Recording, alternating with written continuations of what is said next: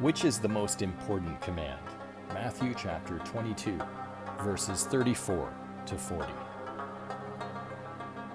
The Pharisees learned that Jesus had made the Sadducees look so foolish that they stopped trying to argue with him.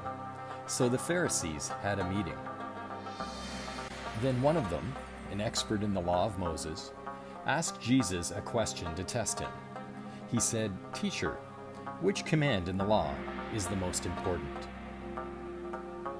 Jesus answered, "Love the Lord your God with all your heart, all your soul, and all your mind. This is the first and most important. And the second command is like the first. Love your neighbor, the same as you love yourself." All of the law and the writings of the prophets take their meaning from these two commands.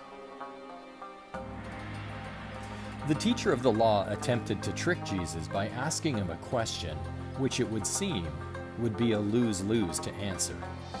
In his infinite godly intelligence, Jesus simplifies the Ten Commandments for us by taking them from legal line items about how to behave to a higher standard of who to be, from doing to being.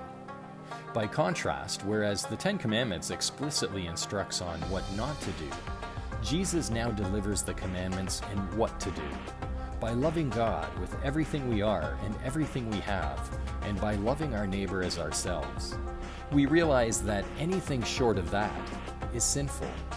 It is not about avoiding a specific act. It is about living in the only manner pleasing to God. Jesus quotes Deuteronomy chapter 6, verse 4 to 5.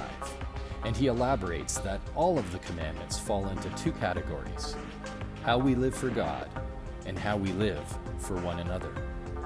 For as Jesus says in Matthew chapter 25, verse 40, "Truly I tell you, whatever you did for one of the least of these brothers and sisters of mine, you did for me." How do we love? We love through loyalty, self-sacrifice, restraint, tolerance, non-judgement, forgiveness, generosity, charity. By sowing peace, faith, hope, light, and joy. Evangelizing the Word of God is just one great act of love for both God and our neighbor.